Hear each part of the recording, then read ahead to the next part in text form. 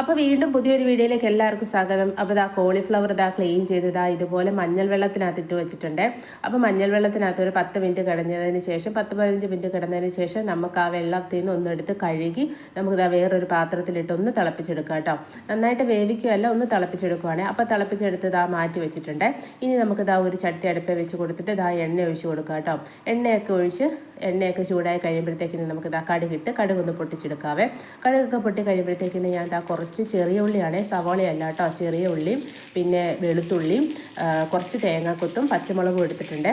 അപ്പോൾ ഇതാ ആദ്യം കടുക് പൊട്ടിയതിന് ശേഷം നമ്മൾ വെളുത്തുള്ളിയാണ് ഇട്ട് കൊടുക്കുന്നത്. വെളുത്തുള്ളി നന്നായിട്ടൊന്ന് ഫ്രൈ ആയി വരണം കേട്ടോ.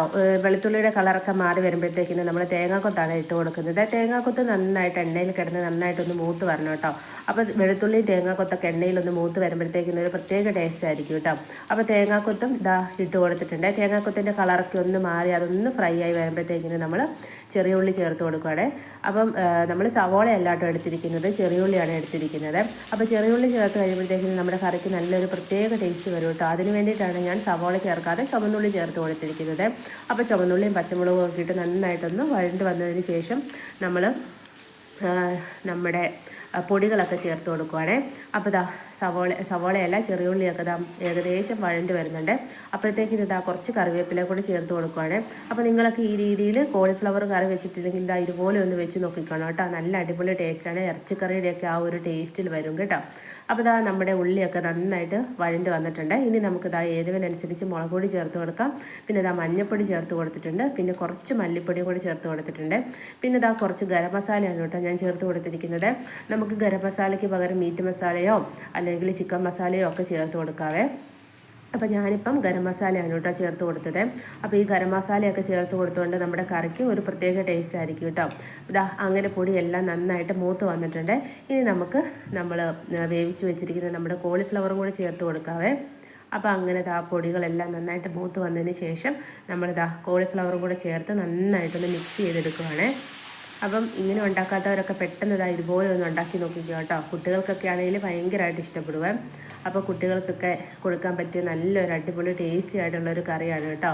അപ്പോൾ പറ്റുന്നവരൊക്കെ ഈ രീതിയിലൊന്ന് ട്രൈ ചെയ്ത് നോക്കണേ. ഇങ്ങനെ വെച്ചിട്ടുള്ളവരൊക്കെ ഉണ്ടെങ്കിൽ ഒന്ന് കമൻറ്റ് ചെയ്യണം കേട്ടോ. അപ്പോൾ അങ്ങനെ അതെല്ലാം നന്നായിട്ട് മിക്സ് ആയതിന് ശേഷം നമ്മൾ പാകത്തിനുള്ള ഉപ്പും കൂടി ചേർത്ത് കൊടുക്കുവാണേ. ഉപ്പ് വെള്ളത്തിലൊക്കെ ഇട്ട് വെച്ചതായിരുന്നു, എന്നാലും കുറച്ച് ഉപ്പും കൂടെ വേണം കേട്ടോ. കുറച്ച് ഉപ്പ് വെള്ളത്തിലാണ് കേട്ടോ ഇട്ട് വെച്ചത്. പിന്നെ നമ്മൾ കഴുകിയൊക്കെ എടുത്തില്ലായിരുന്നോ. അപ്പോൾ ഇതാ വീണ്ടും പാകത്തിനുള്ള ഉപ്പൊക്കെ ചേർത്ത് കൊടുത്ത് നന്നായിട്ടൊന്ന് മിക്സ് ചെയ്തതിന് ശേഷം നമുക്ക് അടച്ച് വെക്കാം കേട്ടോ. അപ്പോൾ അടച്ച് വെക്കുന്നതിന് മുമ്പ് ഒരു ലേശം വെള്ളം ഒഴിച്ച് കൊടുക്കുവേ. കുറച്ച് വെള്ളമാണ് കേട്ടോ ഒഴിക്കുന്നത്. കുറച്ച് വെള്ളം ഒഴിച്ച് നമുക്ക് അടച്ച് കൊടുക്കാം കേട്ടോ. അപ്പം പകുതിയാണ് കേട്ടോ നമ്മുടെ കോളിഫ്ലവർ വെന്തിരിക്കുന്നത്. അപ്പോൾ ഇനി കുറച്ചും കൂടെ വേവാനുണ്ട്. അപ്പോൾ ഇതാ വെള്ളമൊക്കെ ഒഴിച്ച് അടച്ച് വെച്ചതിന് ശേഷം ഇതാ തുറന്ന് നോക്കിയിട്ടോ. അപ്പോൾ തുറന്ന് നോക്കി നമുക്കൊന്നും കൂടി ഒന്ന് ഇളക്കി കൊടുക്കാവേ. അപ്പോൾ കുറച്ച് വെള്ളം കൂടെയൊക്കെ വറ്റി നമ്മുടെ കറി ഒന്ന് നന്നായിട്ടൊന്ന് ഫ്രൈ ആയി വരണം കേട്ടോ. അപ്പോൾ ഇതാ ഇനി നമ്മൾ അടച്ച് വെക്കുന്നില്ല, ഇനി നമ്മൾ തുറന്ന് വെച്ച് തന്നെയാണ് കേട്ടോ നമ്മുടെ കോളിഫ്ലവർ ഫ്രൈ ആക്കി എടുക്കുന്നത്. അപ്പോൾ ഇതാ എല്ലാം ഒന്ന് മിക്സ് ചെയ്തിട്ട് വീണ്ടും നമ്മൾ കുറച്ച് കുരുമുളക് പൊടി ചേർത്ത് കൊടുക്കുകയാണേ. അപ്പോൾ ഈ ഒരു കുരുമുളക് പൊടി ചേർത്ത് കൊടുക്കുമ്പോഴത്തേക്കിന് നമുക്ക് നല്ലൊരു പ്രത്യേക ടേസ്റ്റ് കിട്ടും കേട്ടോ. അപ്പോൾ ഇതാ അങ്ങനെ കുരുമുളക് പൊടിയും കൂടെ ചേർത്ത് ഇതാ വീണ്ടും ഒന്ന് ഇളക്കിയതിന് ശേഷം നമ്മൾ അങ്ങനെ തുറന്ന് വെച്ച് ഇടയ്ക്കിടയ്ക്ക് ഇളക്കി നമ്മൾ കോളിഫ്ലവർ ഫ്രൈ ആക്കി എടുക്കും കേട്ടോ.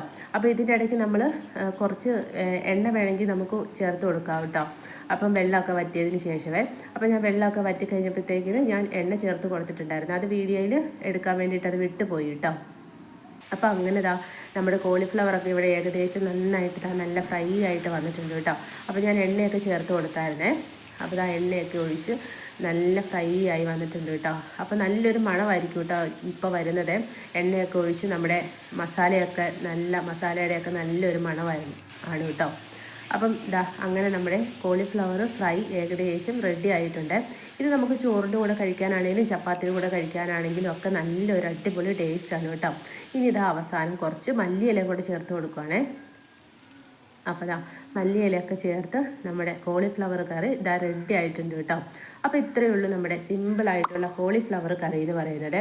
അപ്പോൾ നമ്മുടെ സിമ്പിളായിട്ടുള്ള നമ്മുടെ കറി ഇഷ്ടപ്പെട്ടെങ്കിൽ നമ്മുടെ കൂട്ടുകാരെല്ലാവരും ലൈക്ക് ചെയ്യാൻ മറക്കരുത്. അപ്പം നമുക്കിനി പുതിയൊരു വീഡിയോയിലൂടെ വീണ്ടും കാണാം. അതുവരേക്കും എല്ലാ കൂട്ടുകാരുടെ അടുത്തും ടാറ്റാ ബൈ ബൈ.